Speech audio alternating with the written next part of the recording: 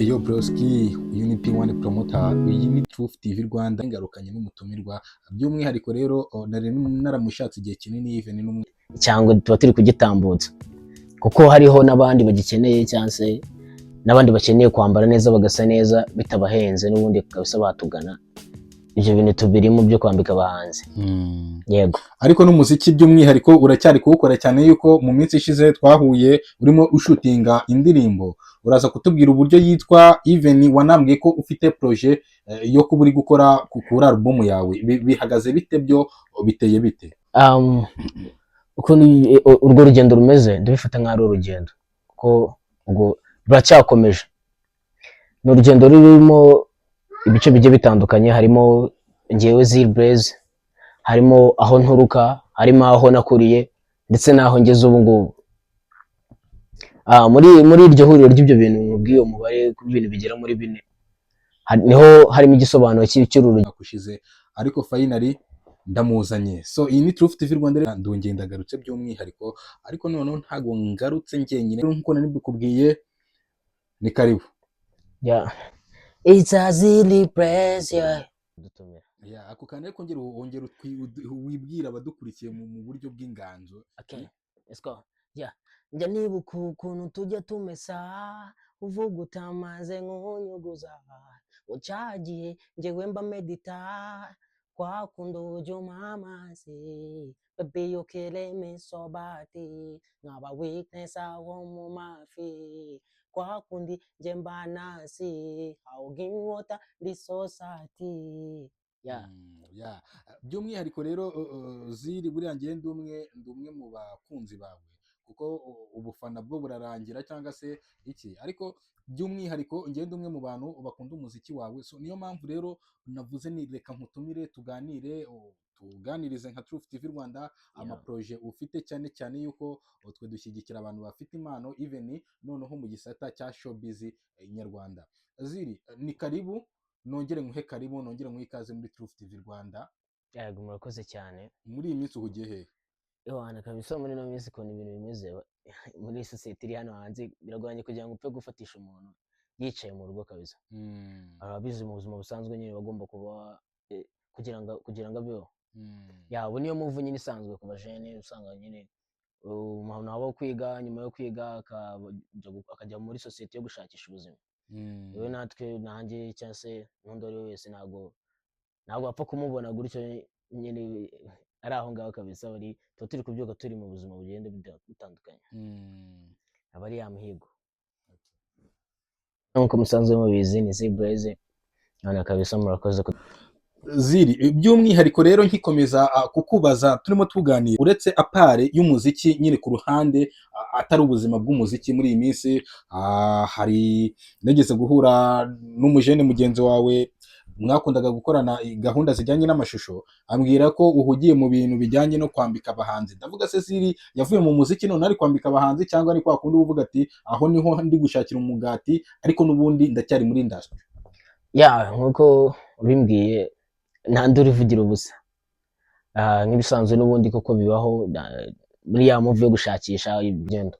Hari album ndi gukora nkuko bikomoje yitwa Kwivuko, ariho twahuriye ndimo ndakora ku ndirimbo yitwa Snitch. Yeah. Indirimbo iri hano hanze audio kabisa, abantu barimo barayumva ku rubuga rw'uwitwa Abagani, twayikoranye niho audio ya uploadinze kuri YouTube yitwa Abagani TP cyangwa Torpedo Music. Yeah.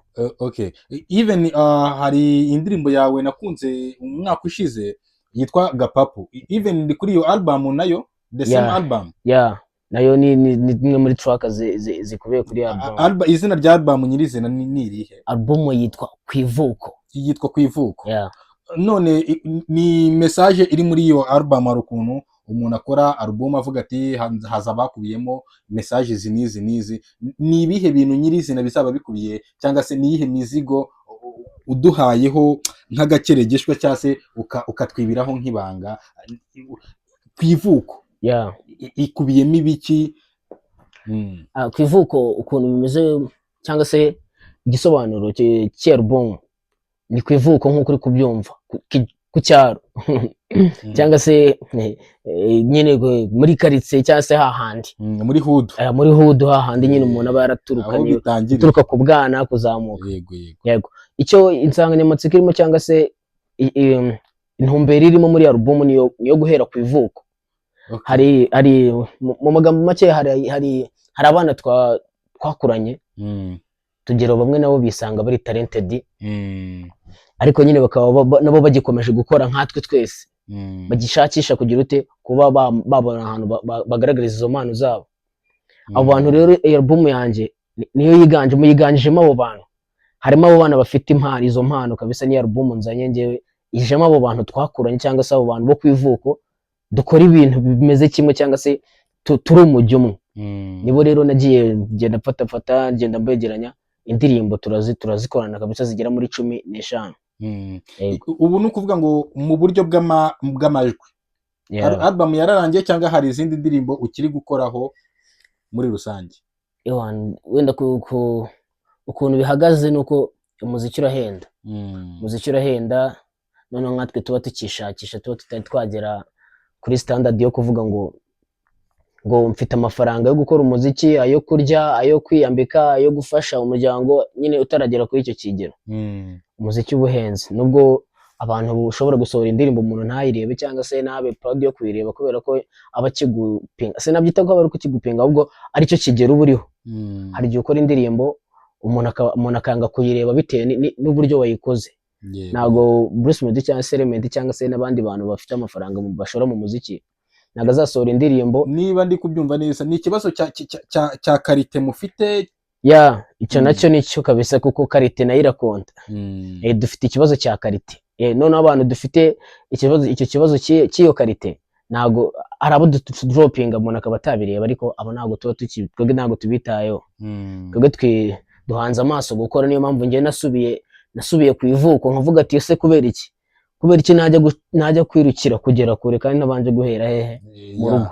Urashaka gutangira kuri esikariye imwe ku yindi? Ndashaka guhera esikariye imwe ku yindi. Yego noneho nanjye nkasunika ba bantu banjye kuko mbasha kuvugana nabo tukaganira bitadusabye ubushobozi bwinshi. None Zil, hari amashow watangiye kwitabira ku buryo utwo dufaranga dukeya ugenda utubona kugira ngo unadutegure n'izo video? Urumva umuzingo w'indirimbo 15 bari nyinshi cyane. Urumva koko ni indirimbo zifite playlist wacuranga hafi isaha n'indi minota ikarenga, ariko nyine babikigoranye. Ubundi abantu b'abastar nibo bagenda bakora nibo bagenda bategura ama speech akubaka avuga ati biravuna, ariko iyo bigezeho nyine nawe urabyishimira. Yego rero nanjye rero abantu biragura kujya mu muntu aba yahita kumenya ngo guhe n'icyo kiraka ubasha kubikora. Ariko bamwe na bamwe bari kugenda batera imbere, buri gihugu kiri gutera imbere cyangwa se isi iri kugenda itera imbere. Kugenda itera imbere rero niko n'abantu bagenda bajijuka. Ubu mbere hari ukuntu abantu bagiraga ipfunwe ryo gushora mu bintu nk'ibyo ngibyo, cyangwa se bakitinya. None uko isi igenda ihinduka n'iterambere igenda riza, niko ibintu biri kugenda bihinduka. Nyine bajya baraboneka bakeya, iyo performance tukazikora, ariko turi gusaba nyine kugira ngo abantu badufashe nyine bumve niba bumva kuko iyo mana irimo, bayireke kuko boosting. N'ubundi performance zo turazikora nke nubwo ziba zihemba gake. None Zil, kubera iki umuziki uyu munsi abasani muri kuwukora, abahanzi muri kugerageza gushoramo amafaranga kugira ngo mukore umuziki mwiza, even muri na talented, kubera iki uyu munsi ntacyo biri kubabyarira kigaragara kinini? Sorry, uyu munsi nari ndimo ngira ni kubera iki umuziki murimo murakora, muri talented, muri gukora ibintu byiza, kubera iki uyu muziki muri gukora uyu munsi nta mafaranga menshi uri kubabyarira, ku buryo twabona muri gutera imbere cyane mugakora n'amakolabo muri za East Africa n'ibindi bikorwa binini? Nabikomojeho cyane mbere, ndabikubwira ko abantu baracyitinya, nubwo nyine ntabwo bikiri nka mbere nk'uko twari tuzi za Guma Guma, bukaba tuba tuzi ama event amwe agiye arenze, ama festival agiye akomeye cyane ari kugenda. Urebe niyo mpamvu nyine umuziki utaratangira guhemba, umuziki uri guhemba umuntu wamajije kuba star, yego, wamajije kumenyekana, wamajije kugerayo kabisa. okay. None uri gukora iki mu buryo bwo kuwucuruza, haba ku ma platform yawe? Ni izihe mbuga nkoranyambaga twasangaho umuziki wawe? Izo za YouTube, izo za Audiomack n'izindi zigiye zitandukanye na za Spotify. Wowe ukoresha izihe, nihe twakura imiziki yawe? Nk'umuntu uri mu rugendo rwo gutangira bizi, ntabwo umuntu ahita avuka ngo ahita akura. Ariko aho wahita usanga direct, aho searching ugahita ubona ni kuri YouTube. Na produce indirimbo zanjye kuri YouTube yitwa Kwivuko Media. Kwivuko Media niho hamwe ahantu wahita usanga umuziki wanjye direct, utagiye guca izindi nzira za kure.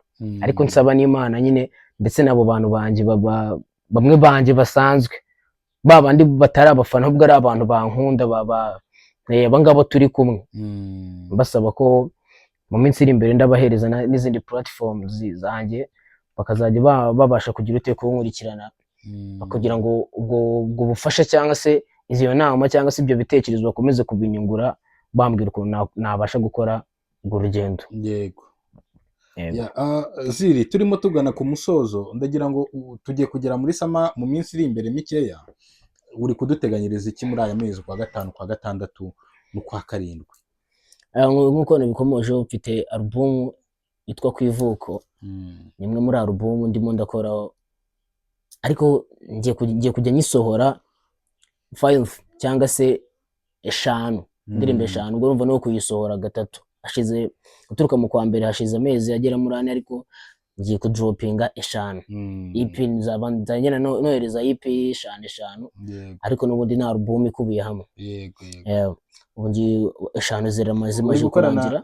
N'abahiba producer bari kugutunganyiriza kuri album? Ndimo ndakorana no witwa Jada Beat, ukora muri Rengo Music. Yego. Hari n'abandi ba producer bari, ariko abandi bo bari inyuma. Iyo EP niwe wayiproducinze yose. Yego. So Ziri, turakwifuriza kuba wakora ibintu byiza cyane nk'uko n'ubundi uri kugerageza kubikora. Turakwifuriza kuba success. So turimo dusoza, hari ukuntu umuhanzi aba avuga ati ino EP yanjye cyangwa se ino album nzakoranaho, nzashyiraho collabo zingahe. So collabo numvishe hariho iriya yitwa Snitch. Hari abandi bahanzi uteganya kuzakorana nabo kuri iyi album, cyangwa se ni abahanzi bake n'ubundi bo Kwivuko muri hood yawe? Abenshi nabo Kwivuka, ariko hariho n'abastari, hariho n'abastari kuri album kabisa, bashe ku accessinga, twaganiriye nabashe kuganiriza nyine nabo bumva ko ndi talented nk'uko babantu banje babivuga cyangwa se babigaragaza. Banyemerera ko twazakorana. Ubu nanjye nyine ndacyarimo ndishakisha, ndacyari guterateranya, ariko wumve ngo nyuma bazajya bajya kumva, bumve after 5 songs mite ndropinga akantu k'umusitari. Ubwo rero ntabwo nakubwira ngo bimeze gutya cyangwa se bimeze gutya, ariko ndumva ko yari yo gahunda. Yego. Mu bastari bazwi tusanzwe tumenyereye muri iyi game, uduhayeho kwibanga, harimo nk'abandi cyangwa riracyari ibanga? Hari abo mutarasoza kuvugana? Ntabwo nahita mbashyira hanze none, kubera ko ndacyafite babahungu banje bo Kwivuko, abo ku cyaro.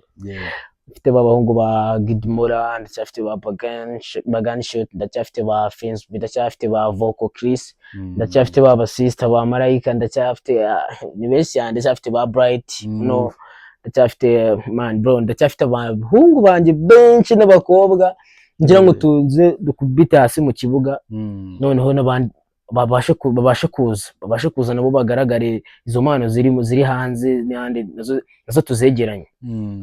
Ubona ku bantu turi kumwe kabisa, barimo barakora imiziki myiza, barimo barakora indirimbo nziza. Izi EP zawe uri kugerageza kuzijyana ku ma platform nk'amaradiyo n'andi ma TV station, cyangwa urashaka kubanza gukora kuri album wayisoza ukabona kuyikorera promotion witonze?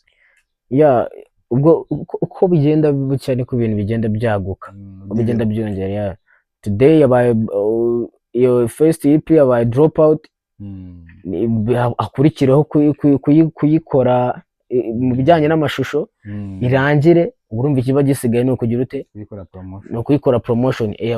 Ama radio stations arahari, nanasaba n'abandi kutwereka amaboko afunguye, tukaza tukagira ibyo twerekana, tukagira ibyo tugaragaza n'ibyo tuvuga ku bijyanye n'ibihangano. So Ozil, sinzi niba twasoza, ariko mu gusoza hari abantu washimira bari kugufasha gukora kuri iyi album, hari ibintu wabwira abanyarwanda uri musoza?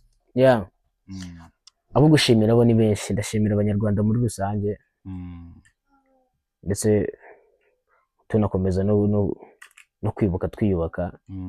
Ndabona nibwo dusoje ya minsi 7 ya mbere igize icyunamo yo kwibuka jenoside yakorewe abatutsi. Yego, nashimiraga abanyarwanda kuri urwo ruhare rw'ubufatanye bakomeje kugaragaza, anabashimira ndetse n'amaboko yabo afunguye kwerekana ko Gen Z cyangwa se Generation Z nayo yabasha gushyira ikirenge mu cyabakuru bacu batubanjirije cyangwa se n'abaduhagarariye.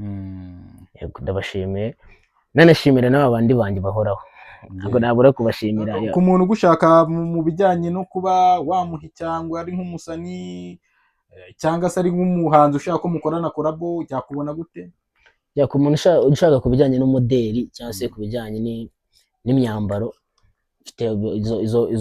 mfite IG yanjye nayo mfunguye vuba, niyo mpamvu ntigeze mvuga izindi mbuga nkoranyambaga wasanga umuziki wanjye nyuma ya YouTube. Mfite IG, wajya IG ukanyandikira inbox ukambwira, cyangwa izina ni n'ubundi ni Kwivuko Media. Noneho ubwo washaka ukajya kuri Facebook nayo ndayifite, ukanyandikira ni Ziri Blaze, ubwo nyine mu mpine ni Z and B. Yago, ukanyandikira kabisa ukambwira ukuntu bimeze. Hari abajene turi guhe cyangwa kimeze neza kabisa bari kugikoresha, kandi bikabagira, witinya kuvuga amafaranga man, twebwe ntabwo twitaye ku mafaranga, cyane cyane twitaye gufashanya, tukazamurana, natwe tukabasha kwitunga biduturutsemo, bitutiriwe tujya kubikura ahantu kure. Rero ubwo nuko byari bimeze, ariko icyo mbwiye abanyarwanda, album muyitege, muze mwumve indirimbo yitwa Snitch, muze muyumve kabisa, kuko dore twabatayemo indirimbo y'icyunamo tumaze iminsi turimo turayumva. Turashyiraho link muri description kugira ngo buri wese ushaka kuyibona agenda anyureho bimworohera. Ubwo rero ndumva ari ibyo kabisa. Ziri, wakoze cyane kwitabira ubutumire bwa Truth TV Rwanda, ndagushimiye cyane. B1 Promoter namwe mwakoze cyane kudusumira. Nizere ko ikindi gihe tuzabakenerera muzitabira ubutumire bwa Truth TV Rwanda. Wakoze cyane. Sawa, urakoze cyane.